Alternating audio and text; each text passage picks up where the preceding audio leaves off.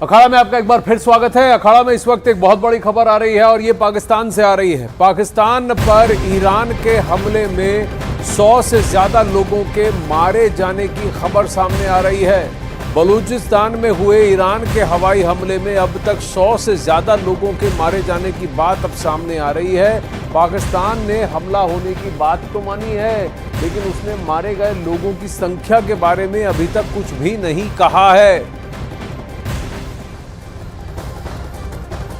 और इस हमले से जुड़ी सबसे हैरान करने वाली बात यह है कि जब पाकिस्तान में ईरान का हमला हुआ उससे ठीक 12 घंटे पहले स्विट्जरलैंड में पाकिस्तान की सरकार ईरान के साथ अपने संबंधों को सुधारने की कोशिश कर रही थी।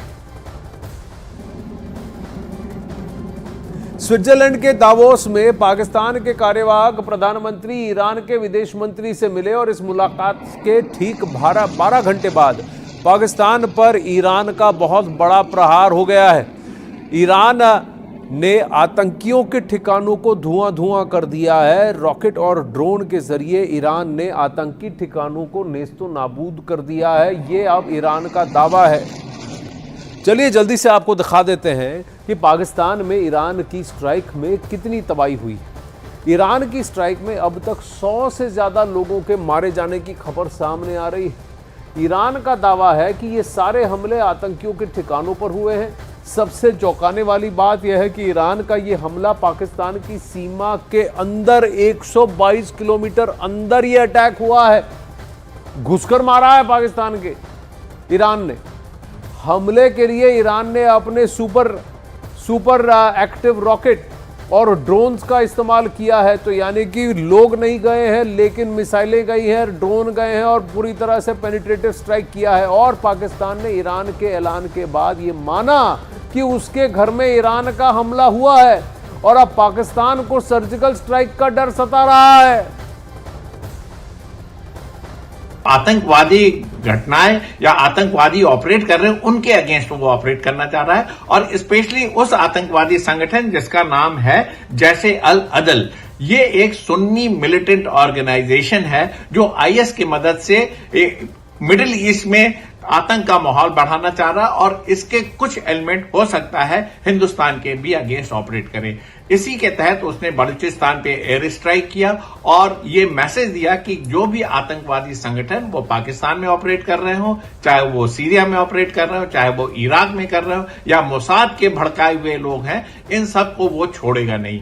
एक एक करके उनके ऊपर स्ट्राइक करेगा। और एक मैसेज दिया पूरे वर्ल्ड को कि वो आतंकवादी, जितने आतंकवादी संगठन है जो उसके लिए काम नहीं करते हैं, उनके अगेंस्ट वो इसी तरीके की एयर स्ट्राइक करते रहेगा। ये हमेशा से टाइम एंड अगेन प्रूव होता रहा है कि पाकिस्तान ऐसी चीजें, ऐसी कंडीशन प्रोवाइड करता है, ऐसा सॉफ्ट ग्राउंड है जहां पे आतंकवाद पनपता है और बढ़ता है। पाकिस्तान दुनिया में चाहे कितने भी क्लेम कर ले, उसकी जो सत्ता है उसकी चाबी कुछ हद तक आतंकवादियों के पास है, आईएसआई के पास है। और आईएसआई हमेशा से बैकबोन रहा है सारे आतंकवादी संगठनों को। वो ट्रेनिंग देता है, फंडिंग करता है और उनको। संदीप बोल इस वक्त हमारे साथ हैं। 12 घंटे बाद ये हमला हो रहा है। संदीप यहाँ स्क्रीन पर हमारे सामने आएंगे। संदीप, तो क्या ये ईरान दावोस में बैठ के उन्होंने इसकी प्लानिंग की थी कि भाई हमला आप करिए, हमारे घर के अंदर घुसकर करिए, हम चुप रहेंगे क्योंकि हम इन आतंकी संगठनों से अपना पल्ला झाड़ना चाहते हैं, हमारे पास पता नहीं क्या इसका तोड़ है, तो आइए आप ही तोड़ के चले जाइए, ऐसा तो नहीं?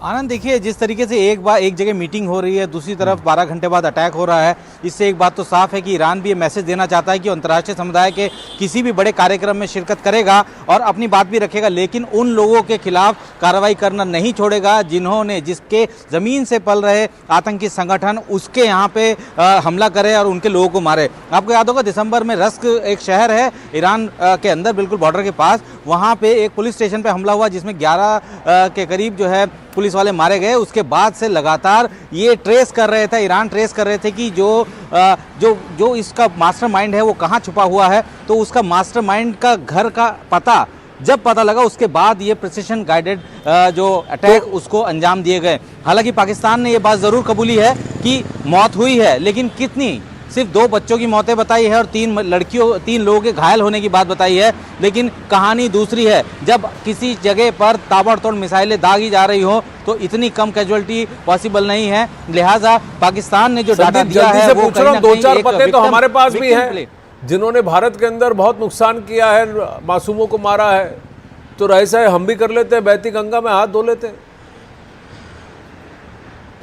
देखिए हमारा सिस्टम बिल्कुल डिफरेंट है।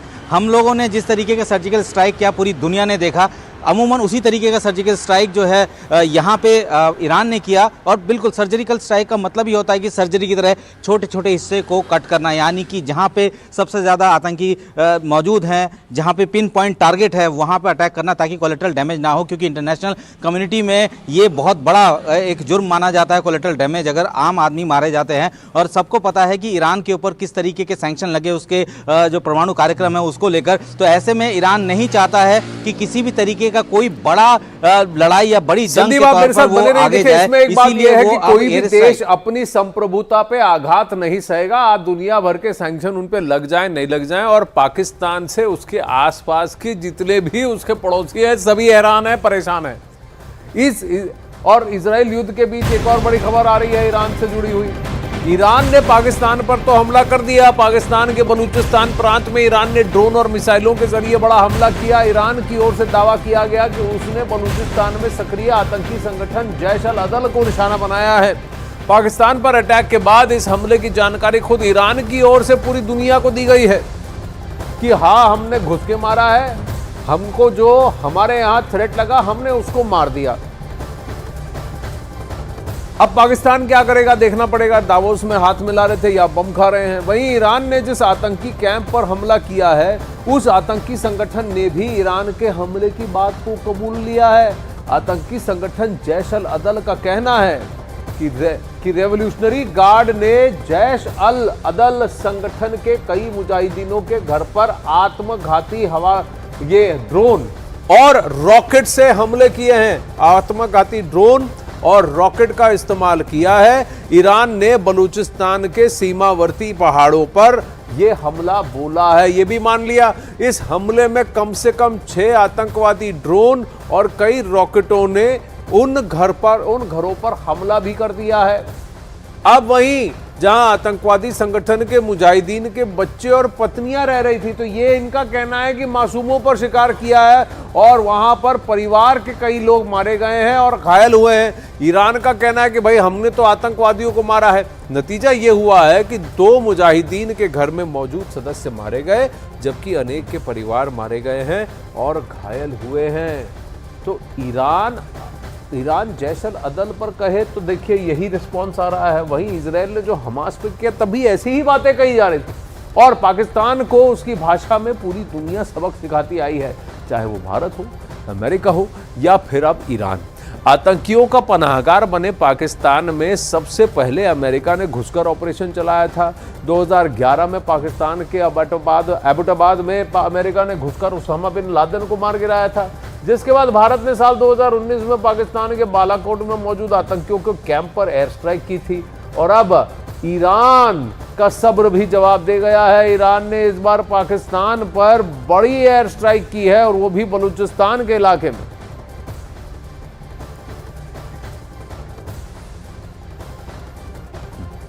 तो देखिए ईरान का भी सब्र का भी बांध टूट गया है, और वो भी इसी इलाके में, बलूचिस्तान के इलाके में, जहां पहले से भी ईरान जो है सक्रिय रह चुका है। तो इस पर भी उसने हमला किया। चलिए 3 तस्वीरों को आपको दिखाते हैं। इजराइल युद्ध के बीच ईरान बेहद एक्टिव हो गया है। एक दिन पहले ईरान ने ऐलान किया था कि उसके इराक में मौजूद इजराइल की खुफिया एजेंसी मोसाद के हेडक्वार्टर्स पर हमले को अंजाम दिया। इसके साथ ही ईरान ने सीरिया में IS यानी इस्लामिक स्टेट के ठिकानों पर भी हमले का दावा किया, और अब ईरान ने पाकिस्तान पर बड़े हमले को अंजाम दिया है। ये तीनों घटनाओं के पीछे एक बहुत बड़ा संकेत है, और वो है खतरे का। क्या ईरान अब हरकत में आ रहा है?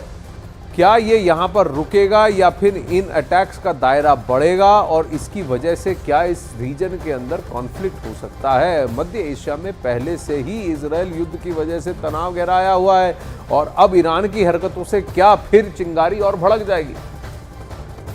संदीप बोल इस वक्त हमारे साथ हैं। संदीप, अब ईरान थोड़ा सा सक्रिय हो गया है और अगर आप देखें तो उसने अपने एस्पेक्ट्स जो देखिए सुन्नी इलाकों पर और सुन्नी इससे जुड़े हुए तबके से जुड़े हुए संगठनों पर भी उसने किया, जैसे अल-बदल हो गया या फिर इस्लामिक स्टेट हो गया।